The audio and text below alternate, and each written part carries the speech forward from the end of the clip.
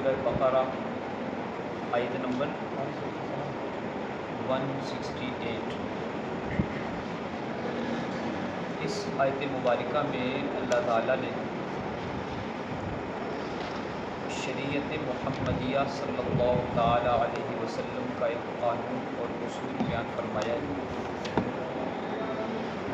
اور وہ اصول و قانون اور ضابطہ یہ ہے کہ یہ دین اتنا کامل ہے، اتنا اکمل ہے، اس دین میں کسی کو بھی کسی بھی چیز کے متعلق حلال کرنے کی اجازت نہیں اور کسی بھی چیز کو حرام کرنے کی اجازت نہیں۔ جب رسول کریم صلی اللہ علیہ وسلم تشریف لائے تو اس وقت لوگوں کا معمول یہ تھا کہ وہ کچھ جانوروں کو اپنے معبودان باطلہ کے نام پر آزاد کر دیا کرتے تھے، نہ ان کا گوشت کھاتے، نہ ان کا دودھ پیتے، نہ ان پر سواری کرتے، نہ ان سے کوئی اور نفع حاصل کرتے، اور وہ یہ عقیدہ رکھتے تھے کہ ان جانوروں سے نفع حاصل کرنا حرام ہے، کہ ان کو ہم نے اپنے پیروں، اپنے فقیروں اور ان لوگوں کو جن کو اللہ کے سوا معبود بنا لیا، جن کی عبادت کرتے ہیں، ان کے نام پر آزاد کر دیا، اس لیے ان سے نفع حاصل کرنا جائز نہیں ہے۔ اللہ تعالیٰ نے اس آیت مبارکہ میں یہ ارشاد فرمایا کہ ہم نے جن چیزوں کو حلال کر دیا ان چیزوں کو کھاؤ، ان کو استعمال کرو۔ یہ اتھارٹی کہ کس چیز کو کوئی حرام کرے یہ کائنات میں کسی کے پاس بھی نہیں ہے۔ ایک مرتبہ نبی کریم صلی اللہ تعالیٰ علیہ وسلم نے ایک حلال چیز کو حرام کر دیا تھا۔ آپ صلی اللہ تعالیٰ علیہ وسلم ام المؤمنین سیدہ عائشہ صدیقہ رضی اللہ تعالیٰ عنہ کے پاس تشریف لائے تو انہوں نے عرض کی کہ یا رسول اللہ، آپ کے منہ مبارک سے ایک اسمیل آ رہی ہے، آپ نے کیا کھایا ہے؟ تو حضور علیہ السلام نے فرمایا کہ میں صفیہ کے پاس سے آ رہا ہوں، ام المؤمنین سیدہ صفیہ رضی اللہ تعالیٰ عنہ، انہوں نے مجھے شہد دیا ہے تو میں شہد استعمال کر کے آ رہا ہوں۔ تو وہ عرض کرنے لگی کہ یا رسول اللہ، پھر اس شہد کے اندر ہی کچھ ایسی چیز ہوگی، وہ ایسا شہد ہوگا کہ اس کی وجہ سے آپ کے منہ مبارک سے اسمیل آ رہی ہے۔ تو آپ صلی اللہ علیہ وسلم نے فرمایا کہ آئندہ کے بعد میں کبھی شہد استعمال نہیں کروں۔ شہد کیا ہے؟ حلال ہے۔ ایک حلال چیز کو نبی کریم صلی اللہ تعالیٰ علیہ وسلم نے اپنے اوپر حرام کیا، اللہ نے قرآن نازل کیا، جبرائیل امین کو بھیجا اور کہا کہ میرے حبیب سے کہہ دیجیے کہ یا ایھا النبی سورۃ تحریم نازل کی، پوری سورت، یا ایھا النبی لم تحرم ما احل اللہ لک، اے میرے پاک نبی آپ کو یہ اتھارٹی کس نے دی ہے کہ آپ اس چیز کو حرام کریں جس کو ہم نے حلال کیا؟ تو اس شریعت میں نہ کمی کی اجازت ہے نہ ہی زیادتی کی۔ جس چیز کو اللہ نے حلال کر دیا اسے حرام نہیں کر سکتے، جس کو اللہ نے حرام کر دیا اسے حلال نہیں کر سکتے، جو اللہ نے حکم دے دیا اسے کمی نہیں کر سکتے، جتنا دے دیا اس سے آگے نہیں بڑھ سکتے۔ رسول کریم صلی اللہ تعالیٰ علیہ وسلم طواف فرما رہے ہیں اور سیدنا فاروق اعظم رضی اللہ تعالیٰ عنہ کو دیکھا کہ وہ مقام ابراہیم کے قریب کھڑے ہیں اور سوچ رہے ہیں۔ آپ علیہ السلام نے فرمایا کہ عمر کیا سوچ رہے ہیں؟ عرض کی کہ یا رسول اللہ، میں جب یہاں آتا ہوں تو مجھے ابراہیم علیہ السلام کی سجدے یاد آ جاتے ہیں کہ یہاں پر انہوں نے اللہ کے ہاں سر جھکایا تھا، یہ ان کا مقام۔ میرا بھی جی چاہتا ہے کہ میں یہاں پہ سجدہ کروں، ابراہیم علیہ السلام کی یاد کو تازہ کرتے ہیں۔ حضور پاک صلی اللہ علیہ وسلم نے فرمایا کہ عمر، تمہارا بھی دل چاہتا ہے؟ جی میرا بھی چاہتا ہے، لیکن نہ تیری چاہت دین ہے نہ میری خواہش دین ہے۔ اس وقت تک ہم یہاں پر سجدہ کر نہیں سکتے جب تک اللہ کی طرف سے حکم بھی نازل ہو۔ دین میں اضافہ بھی نہیں کر سکتے، دین میں کمی بھی۔ پھر اللہ نے قرآن نازل کیا اور کہا کہ میرے پاک پیغمبر، آپ کے جذبات ہیں، آپ کی خواہشات ہیں، اور آپ کے صحابی فاروق اعظم رضی اللہ تعالیٰ عنہ کی چاہت ہے، تو ہم نے ان کی چاہت کو اتنی اس کی قدر کی ہے کہ آج کے بعد جو بھی حرم کی زیارت کے لیے آئے گا وہ ابن خطاب کی یادوں کو زندہ کرتے ہوئے مقام ابراہیم پر اگر سر نہیں جھکائے گا تو ہم حج اور عمرے کی قبولیت کی سند ہی نہیں دیں گے۔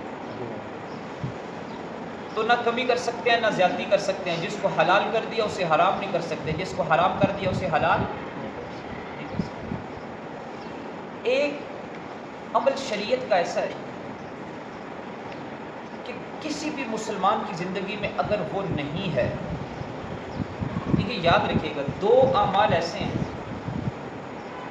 کہ ان میں سے ایک عمل اگر ہے تو کوئی بھی عمل قبول نہیں ہے، اور دوسرا عمل اگر نہیں ہے تب بھی کوئی عمل قبول نہیں ہے۔ ایک کا تعلق عقیدے اور سوچ کے ساتھ ہے اور ایک کا تعلق اعمال کے ساتھ ہے۔ اگر زندگی میں شرک ہے تو کوئی بھی نیک عمل قبول نہیں، اور اگر زندگی میں حلال کمائی نہیں ہے تب بھی کوئی عبادت قبول نہیں۔ حلال کمائی اگر نہیں ہے کوئی عبادت قبول ہی نہیں ہے۔ ایک شخص تھکا ماندہ مشقت بھرا سفر کر کے حرم میں آتا ہے، سامنے اس کے بیت اللہ ہے، کھڑا ہے مطاف میں، حج کا لباس اس نے پہنا ہوا ہے، کفن باندھا ہوا ہے، احرام کی چادریں تو باندھی ہوئی ہیں، مقام بھی بہت اعلیٰ ہے، اس کی حالت بھی بڑی اعلیٰ ہے اور اس کی کیفیت بھی بڑی اعلیٰ ہے، قبولیت کی ساری چیزیں موجود ہیں۔ لیکن رحمت عالم صلی اللہ علیہ وسلم نے فرمایا کہ اگر کوئی شخص گریہ و زاری کے ساتھ رو رو کر اللہ کے سامنے دعائیں کر رہا ہے، لیکن اس کے وجود میں جو خون ہے، جو وجود کا حصہ ہے، یہ حرام کمائی سے پلا پڑا، تو اللہ اس کی کوئی بھی دعا قبول نہیں کرے۔ اس لیے دین کی بنیاد یہ ہے، دیکھیں ہر کام، ہر نعمت کے متعلق ایک سوال ہے کہ اس نعمت کا آپ نے کیا استعمال کیا ہے۔ آنکھیں ملی تو استعمال کیسے کی، زبان ملی تو استعمال کیسے کی، لیکن ایک چیز ایسی ہے جس کے متعلق دو سوال ہیں قیامت کے دن، اور وہ چیز ہے روزی، رزق، مال، دولت۔ دو سوال ہیں، کمایا کیسے ہے اور خرچ کیسے کیا، یہ دو سوال ہیں۔ اور رسول کریم صلی اللہ علیہ وسلم نے فرمایا کہ کل قیامت کے دن انسان کے قدم اس وقت تک اللہ کے سامنے سے ہٹ نہیں سکیں گے جب تک کہ اس سے یہ سوال نہ کر لیے جائیں۔ ان میں سے یہ دو سوال ہیں کہ جو دولت، جو رزق تمہارے پاس تھا تم نے کمایا کیسے اور اسے خرچ کہاں پہ کیا۔ اس لیے رزق حلال اگر زندگی میں نہیں ہے تو کوئی بھی عبادت قبول نہیں ہے۔ اللہ تعالیٰ نے ساری انسانیت کو یہ حکم دیا کہ وہ چیزیں جو حلال ہے وہ کھاؤ، جو حرام ہے ان کے قریب بھی مت جاؤ، اور حلال بھی وہ کھاؤ جو طیب ہے، پاکیزہ ہیں۔ ہر حلال کھانے کی اجازت نہیں، وہ حلال کھانے کی اجازت ہے جو طیب ہے، پاکیزہ ہے۔ یعنی پاکیزہ کا مطلب یہ ہے کہ جس حلال چیز کے ساتھ کسی قسم کی نجاست متعلق نہیں ہے وہ کھانے کی اجازت ہے، وہ استعمال کرنے کے۔ جس چیز کے ساتھ ظاہری یا باطنی کوئی بھی نجاست کا تعلق ہے اسلام میں وہ چیز حرام ہے، چاہے حلال ہی کیوں۔ بکری حلال ہے جی، حلال ہے، چوری نہیں ہے، چوری کی بکری حلال۔ حلال چیز کے ساتھ اگر کسی کا حق متعلق ہو گیا، حلال چیز کے ساتھ بھی اگر کسی کے اس کے اندر پاکیزگی نہ رہی تو وہ حلال چیز بھی حلال نہیں رہتی، وہ حلال چیز بھی اسلام میں حرام ہے۔ پھر تو فرمایا کہ وہ حلال استعمال کرو جو پاکیزہ ہیں، وہ حلال چیز جو پاکیزہ نہیں ہے۔ اور پاکیزہ وہ بھی اس کو بھی کہا جاتا ہے جس کو مزاج چاہے، طبیعت جس کی طرف مائل ہو۔ آپ کا جی چاہتا ہے کھانے کا، بعض لوگوں کی طبیعت بڑی حساس ہوا کرتی ہے، کچھ چیزوں کو وہ نہیں استعمال کرتے، تو فرمایا کہ وہ حلال استعمال کرو جو پاکیزہ ہے۔ اور اگر حلال ہوگا، رزق حلال ہوگا، اللہ تعالیٰ اولاد کو فرما بردار بنائیں گے۔ اگر گھر میں رزق حلال ہوگا، اللہ تعالیٰ اعمال کی توفیق عطا فرمائیں گے۔ اگر رزق حرام ہوگا اعمال کی توفیق چھین لی جائے گی۔ یہ ضروری نہیں ہے کہ آسمان سے کوڑے برسیں، یہ ضروری نہیں ہے کہ زمین میں زلزلے آئیں، سیلاب اٹھیں یا کوئی اور تباہی و بربادی کا سامان ہو۔ نماز کے وقت اللہ تعالیٰ سلا دیں، جاگ ہی نہ آئے، سجدوں کی توفیق ہی اللہ لے لے، یہ بھی بہت بڑا عذاب ہے۔ دل کے اندر سے نرمی ختم ہو جائے، دل میں سختی آ جائے، زبان میں شدت آ جائے، یہ بھی بہت بڑا عذاب ہے، یہ بھی بہت بڑا۔ پھر اللہ تعالیٰ نے فرمایا کہ شیطان کے قدموں کی پیروی مت کرنا، کہ شیطان کے پیچھے بالکل نہ چلنا۔ شیطان کے پیچھے اگر چلو گے تو وہ تمہیں حرام پر لگائے گا۔ شیطان کے پیچھے نہ چلنا، اس لیے کہ وہ تمہارا واضح کھلا دشمن ہے۔ دشمن سے بچنے کے متعلق اللہ تعالیٰ نے ارشاد فرمایا کہ یا ایھا الناس، اے ساری انسانیت والو، اے سارے لوگوں۔ قرآن کی کچھ مقامات ایسے ہیں کہ جن میں اللہ تعالیٰ اسلام والوں سے بات کرتے ہیں، یا ایمان والوں سے بات کرتے ہیں، یا ایھا الذین آمنوا کہہ کر خاص حکم دیتے ہیں۔ قرآن میں کہیں ہے کہ جس میں صرف اہل کتاب سے بات کرتے ہیں، قل یا اہل الکتاب، کہیں پر کافروں سے بات کرتے ہیں، قل یا ایھا الکافرون۔ کچھ مقامات ایسے ہیں جن میں سب سے بات کرتے ہیں، اپنے وہ بھی، پرائے وہ بھی، ماننے والے بھی، نہ ماننے والے بھی، مسلمان بھی، غیر مسلم بھی، رات کے شب زندہ دار بھی، رات کے تہجد گزار بھی، رات کے فاسق اور فاجر گناہ گار بھی، سب کو کہا کلوا مما فی الارض، وہ چیزیں کھاؤ جو زمین میں ہیں، حلالا حلال، طیبہ پاکیزہ، وہ چیزیں کھاؤ جو زمین میں ہیں حلال اور پاکیزہ۔ ولا تتبعوا، اور نہ پیروی کرو تم، خطوات الشیطان، شیطان کے قدموں کی۔ کیوں نہ پیروی کرو؟ اس لیے کہ انہو، بے شک وہ، یعنی کہ وہ شیطان، لکم، تمہارے لیے، عدوٌ، کھلا دشمن، عدوٌ کھلا واضح، یعنی عدوٌ دشمن ہے، واضح، مبین واضح، کھلا۔ انہو لکم عدوٌ مبین، بے شک وہ شیطان تمہارا کھلا دشمن ہے، واضح دشمن ہے۔